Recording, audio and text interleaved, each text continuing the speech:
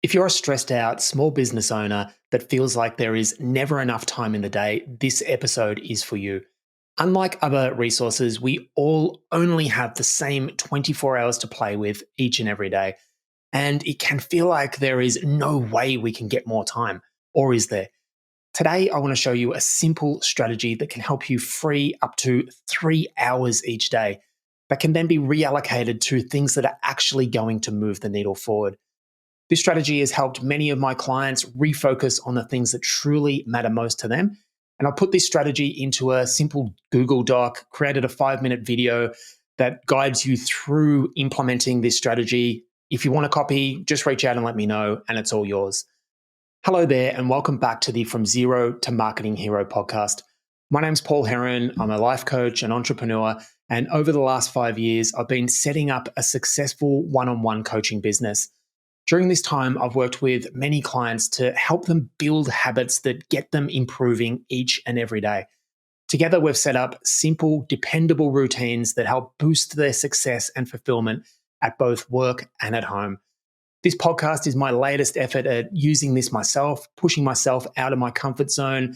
Over the last 5 years, I predominantly outsourced my marketing, but I recently decided this is the year that I'm going to figure this stuff out for myself. And I recently decided to create, post, upload a podcast episode every single day to not only document the journey, but to give you guys a bit of an insight into how this all works and my coaching methodologies and all the highs and the lows in between. So without any further ado, let's get into today's episode where I explore how we can free up time that can then be reallocated towards things that are actually going to move the needle forward. So I guess the perfect place to start is to identify exactly what the problem is we're trying to solve. We all know we can't actually create more hours in our day, although at times I would love to have more hours. So as a busy entrepreneur, we find ourselves so overwhelmed at times. There are so many things vying for our attention. We're constantly wanting to continue our growth. We're thinking outside the box, exploring new ideas. We're being pushed one way, pulled the other. Shiny objects are taking our attention. We've got the daily grind that we need to make sure we are consistent in following through on. And it really can lead to this sense of overwhelm. But we have this tendency to try and force our way through these situations, to just double down and do the work. You know, we've all learnt about the entrepreneurs that do the hard yards, that grind out year after year and ultimately find the success they're looking for. And while I absolutely agree with the attitude of just showing up and doing the work, I think there is an opportunity to really start thinking how we can be smarter and use our time as wisely as we can. So this attitude of just grinding out and jumping in and working harder on the things that we're already doing, even when we kind of know that we're getting burnt out and it's not quite leading to the results that we're wanting, I think this doesn't work, because if we think about it logically, there just will never be enough time to do everything that we're wanting to do. So we're never going to feel a sense of fulfillment, completeness. We're never going to feel like we're on track. We're just going to always continuously feel like we're behind. So what's the solution? And I think, again, like always, zooming out a little bit from the day-to-day, zooming out and trying to take a little bit of a higher level look at what's going on here. It can be hard to judge in the moment exactly what's going on and what is most important. But from that zoomed out position, we kind of can see things a little bit more clearly. Most of us are familiar with the 80-20 rule. So the 80-20 rule effectively says in any given situation, 20% of the inputs account for 80% of the results. And this can be applied to just about any situation. For example, in a business, 20% of the leads or the clients are going to produce 80% of the profits or the revenue. It can be applied to any situation, and it can most definitely be applied to time.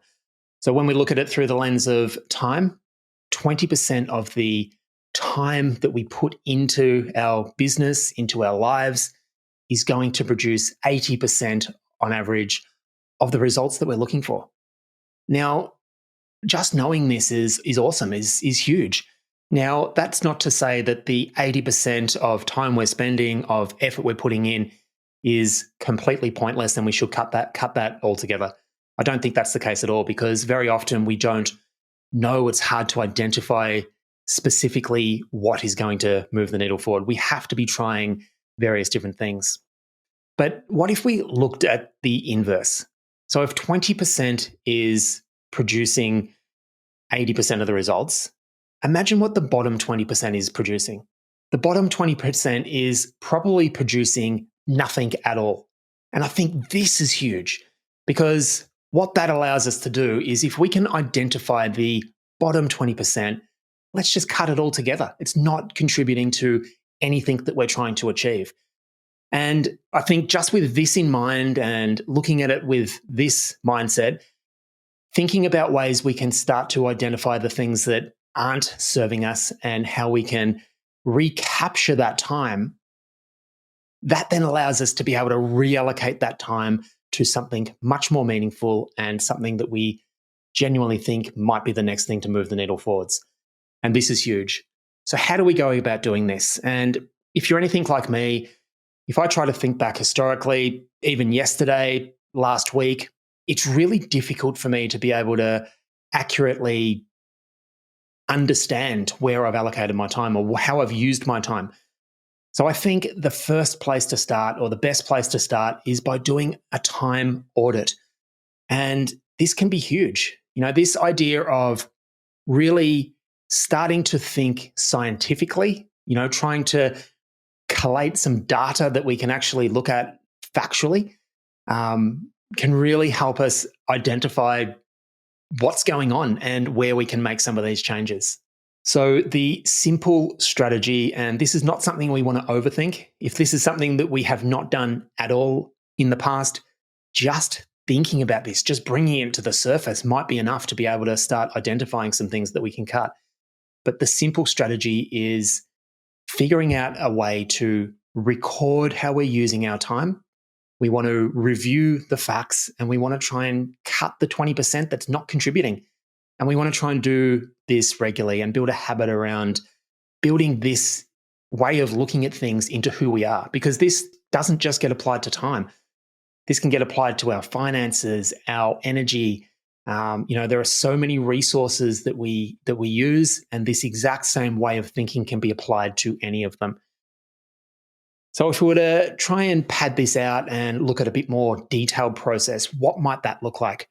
And what I would suggest is, use what I'm about to suggest as the starting point for yourself. Don't take it as gospel that this is what you have to be doing.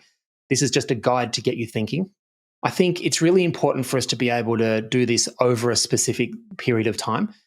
And it's important to understand what our goals actually are over that period of time. So the place that I would recommend you start is maybe doing an audit over the period of a week. That might make sense. So if you were to say, I'm going to do this over the next week, I would recommend starting with, understanding what my goals are over the next week. I would pick the top 3 areas of your life. For most of us, it's going to be business. It's going to be maybe our family and a personal goal. So I'd pick the thing that is most important for me to achieve this week, the thing that's going to help me move the needle forward the most in terms of my longer term goals this week in each of these 3 areas. I would start there. Then with that frame set, that's the goal that we're trying to work towards. Just go through your week. Be as present as you can, be as non-judgmental. We don't want to be overthinking this. We just want to go through our week. And I would add one additional task starting tomorrow. If you're doing your plan today, starting tomorrow, start to record exactly how you're using your time over this week. Now, we don't want to get bogged down with this exercise. I would probably approach this in if we've got our day, we've got a 24-hour day, 8 hours of that day we're sleeping, we can mark that off as sleeping. That leaves us with 16 hours in a day, 16 blocks. I would split my day up into those 16 blocks, and I would record for each one of those blocks what was the thing that I spent most of my time doing in each one of those blocks. And again, don't overthink this. It shouldn't take more than 5 minutes each day, whether you're doing it at the end of the day retrospectively, or whether you've got it printed out, sitting on your desk, and you're just filling it in as the hours go by. Starting to record this data is going to provide you with the evidence that that is needed to be able to make the decision at the end of the week in terms of what's not serving you. The next thing we want to do is ensure that we're being as honest as we can. This is all about honesty. This is not about trying to win something. It's about trying to be as productive and as fulfilled as we can. And the more honest we are with ourselves, the better the results are going to be here. I would repeat this for the course of a whole week. And at the end of the week, I would tally my results and just see what comes up. My bet is that you would be completely surprised by what you see. It might be very, very evident, those first few things that can just be cut off altogether. Things like social media use, procrastination, just being distracted in general. Then we've got activities that feel like we're keeping ourselves busy. Learning, for example. How many hours a week are you learning? If you're an entrepreneur like me, I've got 2 or 3 courses on the go at any one time.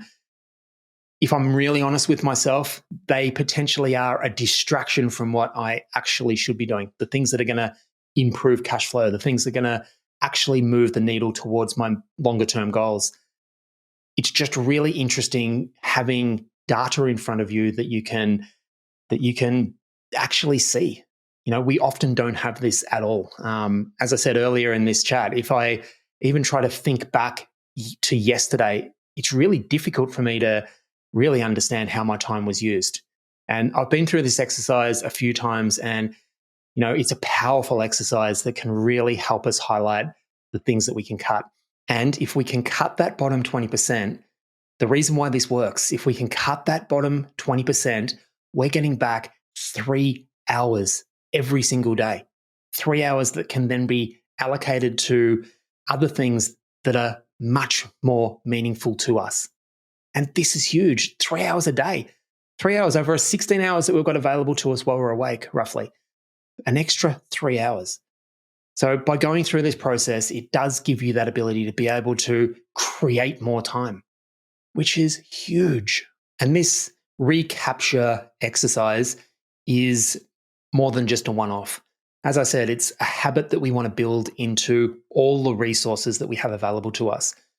It is much easier to recapture time, money, than it is to get more. With time, we can't actually get any more, but we can recapture time, which is effectively creating more. If we were to apply this to finances, it's much harder to earn more than it is to recapture what we're losing. It's effectively like having a leaky bucket. If we've got time, finances, money, energy flowing out of our bucket, what we want to be doing is filling those holes before we even think about how we can get more. And I just think this is a fascinating mindset that we should be developing and cultivating into the way that we show up each and every day. So I hope this has got you thinking. I'd love to hear your thoughts. If this is something that you resonate with, if it doesn't quite make sense, I hope it does. It's something that's been on my mind over the last little while.